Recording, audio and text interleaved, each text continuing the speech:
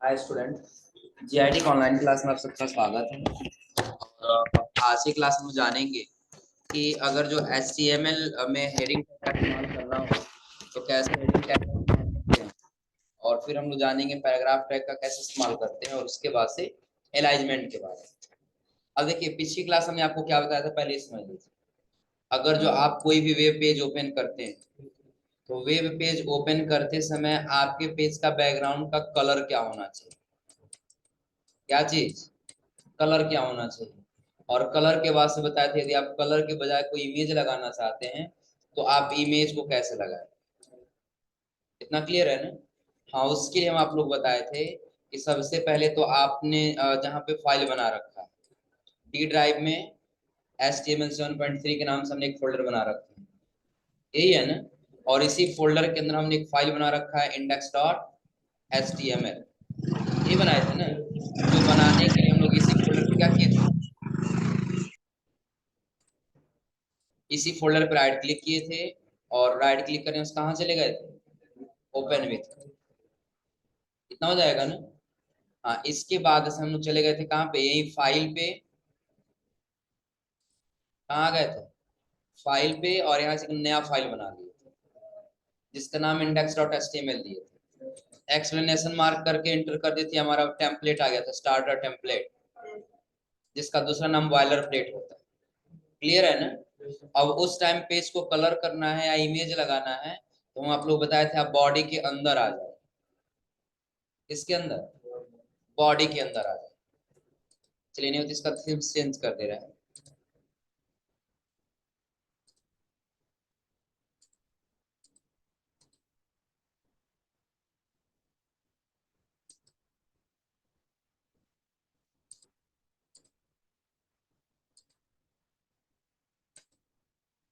सही है अब ना? हाँ, अब चलिए ध्यान दीजिए। तो यहाँ पे हम किसके अंदर आ गए थे, बॉडी के अंदर। बैक इमेज लगाना था, बैकग्राउंड दिए थे ना, चलिए हटा देते। सेव किए, और इसको आउटपुट में देखना हो तो क्या करेंगे, गो लाइव। और अगर जो गो लाइव का ऑप्शन नहीं होगा तो कहाँ से लाएंगे, एक्सटेंशंस पे जाएंगे, और यहाँ क्या सर्च करेंगे, लाइव सर्वर, और उसको अपने कंप्यूटर में इसमें क्या कर लेंगे, इंस्टॉल कर लेंगे। और उसके बाद से आपको यहीं पे दिखाई देने लगा गो लाइव। एक बार इसी पे क्या करना होगा, अब जैसे यहाँ क्लिक करेंगे तो ये आपको आउटपुट में लेकर के चला जाएगा। यानी कि जितना आपने कोड किया है, ये आप कोड अगर आप ब्राउजर पे लेके जाते हैं तो क्या आउटपुट दिखाई देगा, ये आपको कहाँ पे लेके आ जाएगा, आउट। तो पेज में कोई कलर नहीं दिखाई दे रहा है ना? तो पिछली क्लास में आपको बताया था कोई कलर देनी है।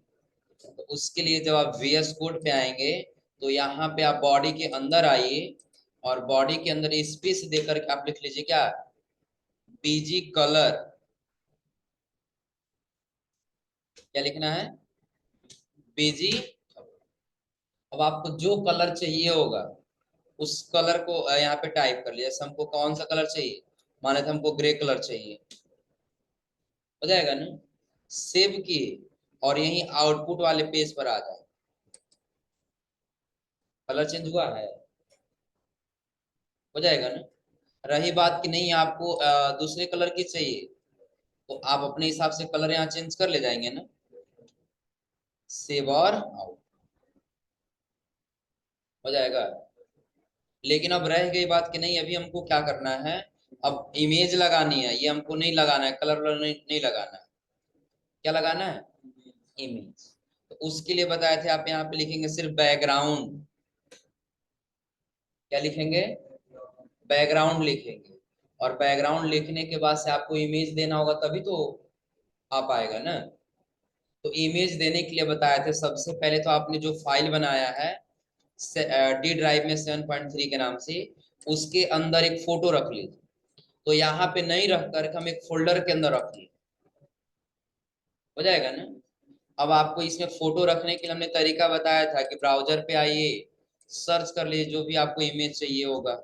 जैसे हम सर्च कर लिए क्या, हाँ, गार्डन इमेज।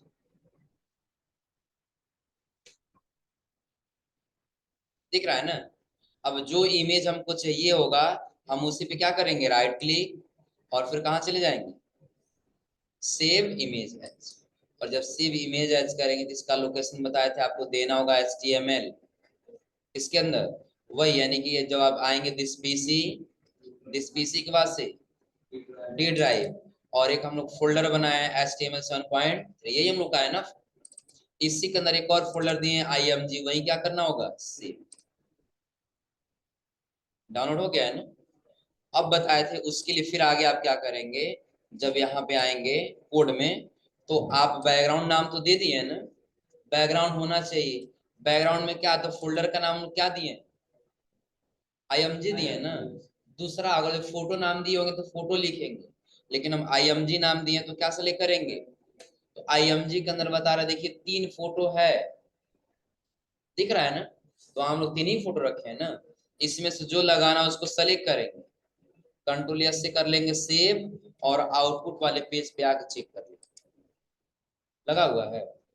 हाँ, क्योंकि इमेज की साइज थोड़ी सी छोटी है इसीलिए बार बार रिपीट होकर के आ रहा है। जब CSS पढ़ेंगे हम लोग ना, तो वहीं से हाइट और विड्थ सेट करना बताएंगे। लेकिन एक तरीका आप लोग बताए थे, यदि करना चाहते हैं तो जो फोटो है आपका उसी पे क्या करिए, ओपन विथ कहाँ चले जाएंगे, पेंट में आ जाएंगे, हो जाएगा ना। और जब पेंट में आएंगे तो आप रिसाइज में जाइए, और पिक्सल में आके इसके साइज को क्या कर लीजिए, बढ़ा लीजिए, हो जाएगा ना। हाँ, नहीं हो तो हम ऐसा साइज कर लेते हैं, पिक्सल में आ गए, और मेंटेन एक्सपेक्ट को हटा दिए, पहले नीचे वाले को हम करते हैं 6 से, नीचे वाले 6 से लंबा आ गया है ना। अब रिसाइज में जाने के बाद से पिक्सल में, और ऊपर वाले को हम कर देते हैं लगभग लगभग 1000, लंबा हो गया है ना। सेव कर लेंगे बस, आउटपुट पे आके चेक करिए, आप देखिए अपने आप इसका साइज चेंज हुआ, हो जाएगा ना। तो ये तो था कि हमने आपको जो पिछली क्लास में बताया था। और आगे आएंगे तो नोट्स में देखिए अगला दिया है हेडिंग टैग, नोट्स में देखिए क्या दिया है, हेडिंग टैग। तो लगभग ये चेंजिंग बैकग्राउंड कलर और इमेज दोनों क्लियर ही है। अगला क्या दिया है, हेडिंग टैग। और याद रखिएगा कभी भी जब आप जाएंगे कोडिंग करने के लिए, तो हेडिंग H1 से लेकर के, कहाँ से लेकर के, H1 से लेकर के H6 तक होता है। कहाँ तक होता है, H6 तक। हाँ, अब इन सब में साइज का डिफरेंट होता है, H1 सबसे बड़ा होता है और H6 सबसे छोटा होता है। आ रहा समझे ना। हाँ, अगर जो आप H6 के वास्ते सोचे हम H7 भी लगा देते, पॉसिबल नहीं। हाँ, सिर्फ H1 से H6 तक। कैसे, अब कोई जरूरी नहीं है कि हम सिर्फ H1 ही लगाएंगे या सिर्फ H2 ही लगाएंगे, जहां आपको जैसे जरूरत पड़ रही है आप वैसे लगा सकते हैं। एक हेडिंग आप 1000 बार चाहे तो 1000 बार लगा सकते हैं, मतलब समझ रहे हैं। अगर जो आपको लग रहा है कि नहीं एक वेब पेज बनाते समय हमको 1000 बार सिर्फ H1 का इस्तेमाल करना है, तो आप सिर्फ H1 का इस्तेमाल करिए, कोई दिक्कत नहीं। क्लियर है ना। कैसे अब लगाते हैं, तो पिछली क्लास में लगभग हमने आपको बताया था पैराग्राफ देने, ये H1 हेडिंग देने के, दिख रहा है ना। अब चलिए काम करते हैं, इन सभी पैराग्राफ को या छोड़ देते, इसके नीचे आ जाते हैं। कहाँ पे आ गए, नीचे। और नीचे आने के बाद से सबसे पहले हम लगा लिए H1, क्या लगा लिए, H1। और H1 के अंदर हम यहाँ दे देते हैं क्या, अपने इंस्टीट्यूट का नाम, क्या दे दिए, गायत्री इंस्टीट्यूट, हो जाएगा ना। चलिए पूरा नाम देते हैं, हो जाएगा ना। अब H1 के बाद से जब नीचे आए तो H2 कर दिए, क्या कर लिए हैं, अब देखिए वो जो बैक स्पेस कर ले रहा है तो आपको H1 से लेकर के कहाँ तक दिखाई दे रहा है, H6 तक दिखाई दे रहा है ना। तो यहाँ हमको H2 चाहिए, इसके अंदर लिख लिए क्या, रेलवे स्टेशन रोड, स्टेशन, हो जाएगा ना। उसके आगे हम लिख दिए क्या, H3, H3 में लिख दिए पडरौना कुशीनगर, क्या लिख दिए, पडरौना कुशीनगर, हो जाएगा ना। और उसके नीचे आके हम रख लिए कौन सा, H4, क्या रख लेंगे, H4। और H4 में हम यहाँ पे रख लेते हैं क्या, रख लेते हैं पिन कोड, क्या रख लेते हैं, पिन, हो जाएगा ना। उसके नीचे रख लिए H5, और H5 के अंदर हम कर देते हैं कॉन्टेक्ट नंबर, कॉन्टेक्ट, हो जाएगा ना। और यहीं पे कॉन्टेक्ट नंबर भी टाइप कर,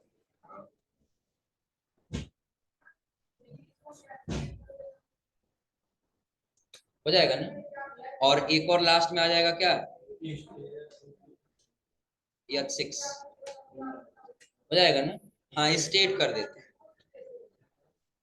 स्टेट कॉलन किए, और कॉलन करने वाले यहाँ सिंपल बस यूपी लिख देते हैं, हो जाएगा ना। कंट्रोल एस से क्या कर लिए, सेव। और ये कैसे दिखाई देगा, तो ये देखने के लिए हम कहाँ पे आ गए, आउटपुट पे। तो यदि आप देखें तो नीचे आपको ऐसे दिखाई दे रहा है ना। हाँ चलिए काम करते हैं, इमेज हटा देते हैं, फिलहाल इमेज से कोई मतलब अभी नहीं, जो सीखना था हमने सीख लिया।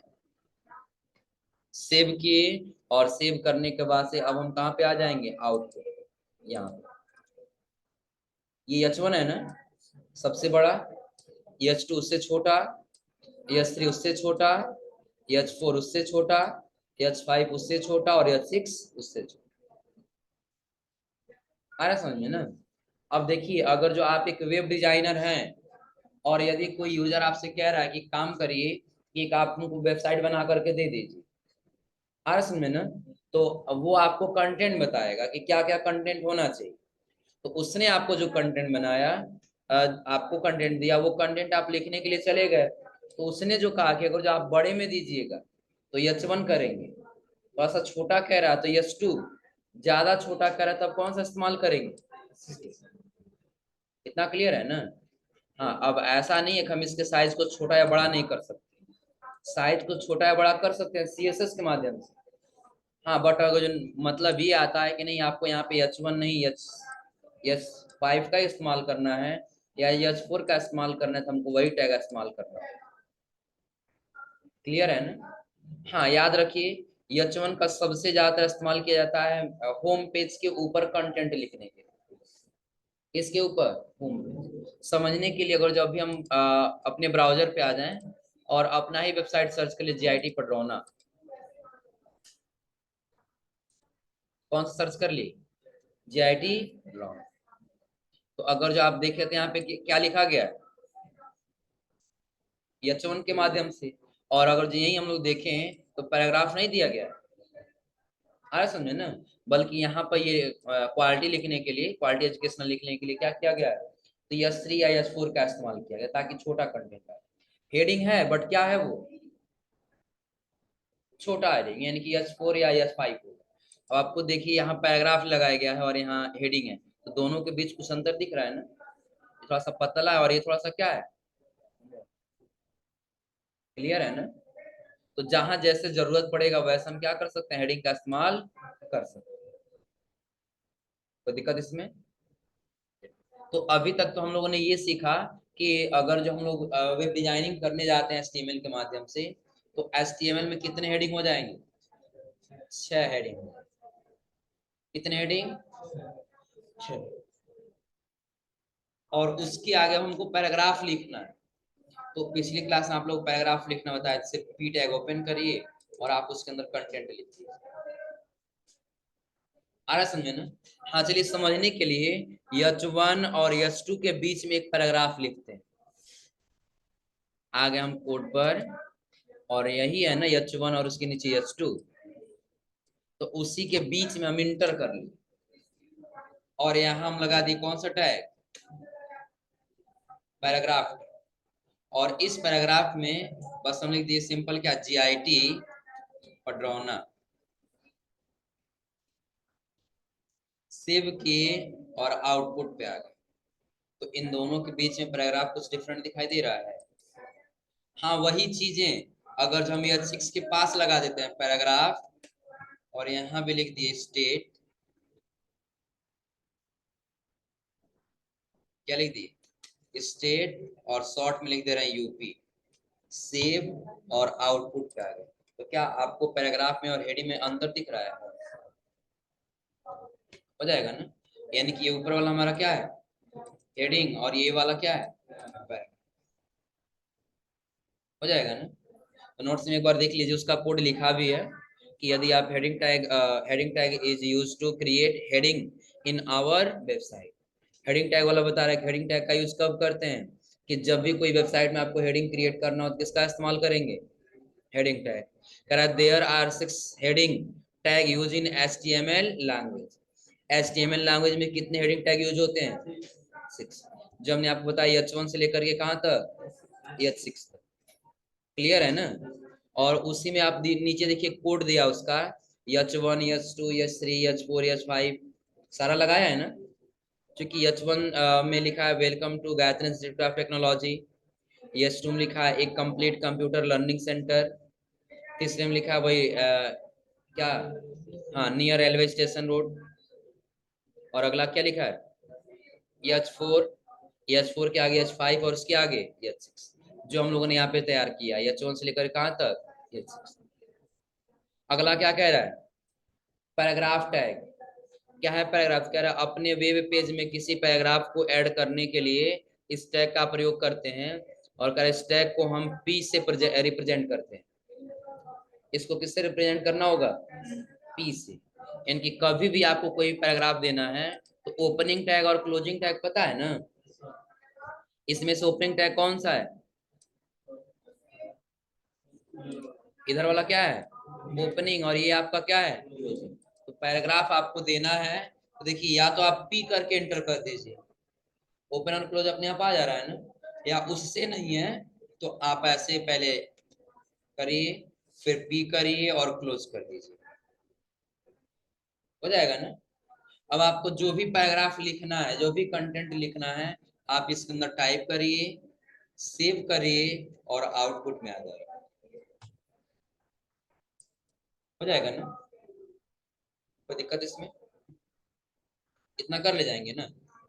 चलिए, और जब आगे आएंगे तो अगले वाले पेज पे देखिए क्या दिया, 7 नंबर वाले पेज पर, 8 नंबर पेज दिया ना, सबसे ऊपर दिया है क्या चीज, to change paragraph text alignment by default.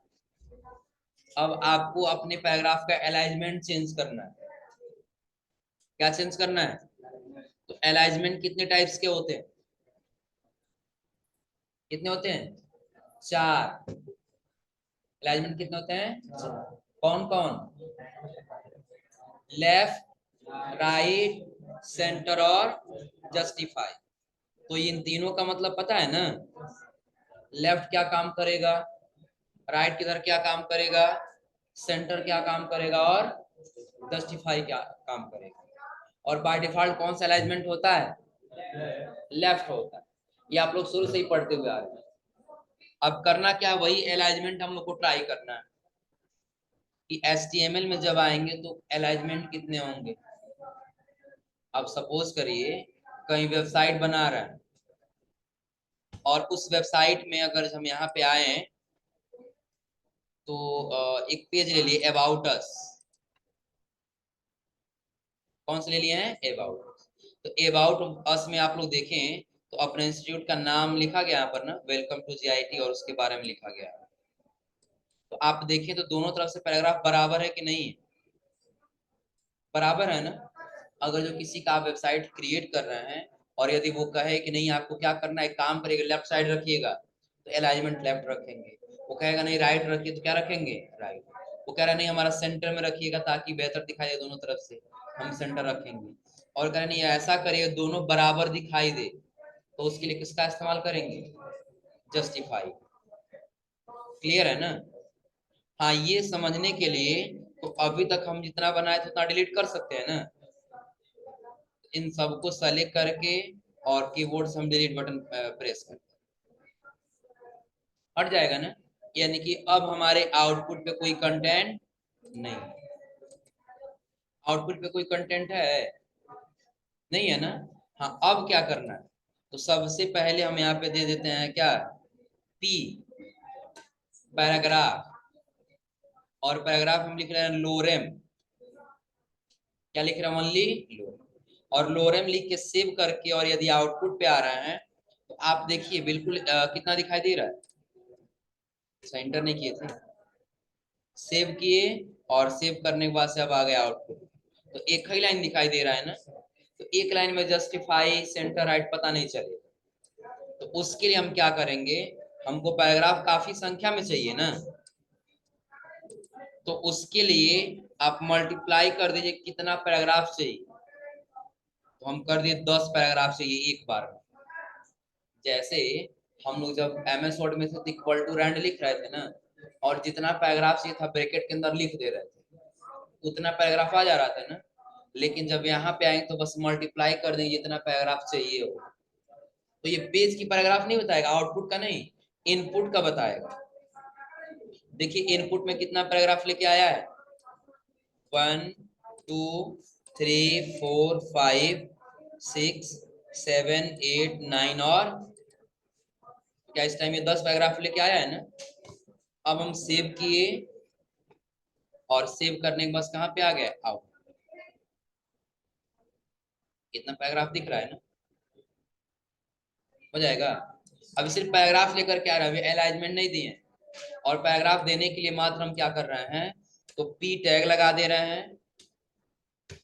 या चलिए काम करते हैं, थोड़ा सा हेडिंग भी दे देते हैं पैराग्राफ के ऊपर। यहाँ पता है क्या दे दिए, S3 हेडिंग दे दिए, और यहाँ दे दिए सबसे पहले राइट अलाइन, हो जाएगा ना। फिर इस वाले पैराग्राफ के जब नीचे आए तो वही S3 का इस्तेमाल कर लिए, और यहाँ दे दिए, पहले लेफ्ट वाला ही करते हैं बाद में राइट करते हैं। यहाँ कर दिए लेफ्ट अलाइन, और अगले वाले में कर लेंगे क्या, राइट अलाइन, हो जाएगा ना। और राइट अलाइन के पास भी पैराग्राफ दे दिए, लोरेम, क्योंकि लोरेम की संख्या बढ़ानी है ना, तो मल्टीप्लाई कर दिए 10 से, 10 पैराग्राफ से ये इसमें भी। लोरेम कितना पैराग्राफ, 50 ज्यादा हो जाएगा ना, 10। तो दो हेडिंग दिए हमने, देखिए सबसे पहला कौन सा, लेफ्ट, दूसरा क्या है, राइट। तीसरा एक देते हैं क्या, एक और हेडिंग दे दी यहाँ पे S3 का ही, और यहाँ लिख दिए सेंटर। क्या ले लिए, सेंटर अलाइन। और इसमें भी पैराग्राफ लिख ले जाएंगे ना, इसमें भी दे दिए लोरेम, लगभग कितना पैराग्राफ, इंस्टॉल करके इधर आ जाइए। इसके नीचे एक और लगा लीजिए S3, जो क्या होगा, जस्टिफाई अलाइन। और इसके आगे भी क्या दे देंगे, पैराग्राफ। तो लगभग 4 अलाइनमेंट होते हैं, और हमने चारों का यहाँ पे हेडिंग दे दिया। लेकिन अब चारों को अलाइनमेंट ट्राई करना होगा ना। अभी अगर हम लोग देखें तो चारों का चारों अलाइनमेंट किस अलाइनमेंट में है, लेफ्ट में है ना, क्योंकि हम लोग पढ़े हैं बाय डिफॉल्ट क्या होता है, लेफ्ट। तो पहला वाला जो अलाइनमेंट वो तो उसको क्या रखना है, लेफ्ट, और बाय डिफॉल्ट भी क्या रहेगा। तो उसके लिए जब हम कोड पे आ रहे हैं तो सबसे पहले वाले पैराग्राफ में चले, और ये इसके अंदर हम लिख भी दिए क्या, अलाइन। क्या लिख दिए, अलाइन में लिख दिए क्या, लेफ्ट साइड में चाहिए, हो जाए, हो जाएगा ना। ये तो लेफ्ट में ही रहेगा। अगले वाले का हम यहाँ पे आने के बाद कर दिए क्या, कि इसका जो पैराग्राफ है इसका अलाइन होना चाहिए। दिख रहा हम कहाँ अलाइन लिख रहे हैं ना, उस पैराग्राफ टैग के अंदर क्या लिखे हैं, अलाइन। और अलाइन को जैसे इक्वल टू सिर्फ हम कर रहे हैं तो इन्वर्टेड कॉमा ओपन और क्लोज अपने आप आ जा रहा है।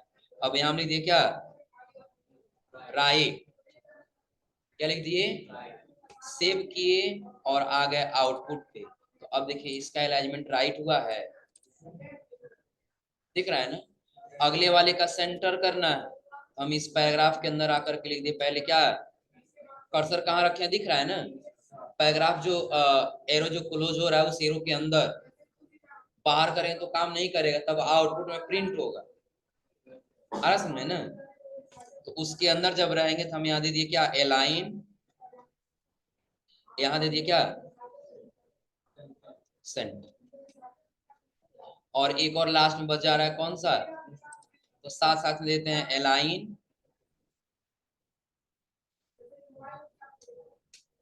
अलाइन क्या दे दिए, जस्टिफाई।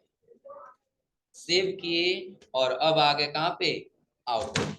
तो अब आप देखें तो पहला हमारा क्या है, तो इस साइड बराबर है, लेकिन क्या इस साइड बराबर है, दूसरे में आ जाइए, हम क्या दिए हैं, किस साइड बराबर है, राइट साइड में, क्या लेफ्ट साइड में भी है, अगले में आ गए, अगला हम क्या दिए हैं, क्या दोनों साइड बराबर है, और अगर जो जस्टिफाई में आए तो दोनों साइड यदि आप देखें तो दोनों साइड क्या है, हो जाएगा ना। तो कहीं अगर आप कोई भी पैराग्राफ दीजिए और उसका अलाइनमेंट चेंज करना हो तो कर ले जाएंगे ना। दूसरी चीज अगर आप इसका भी करना चाहते हैं, हेडिंग का भी, तो इसके अंदर भी आ जाइए, किसके अंदर, हाँ H1 के अंदर, या H3 लगाए ना, तो H3 के अंदर लिखिए अलाइन,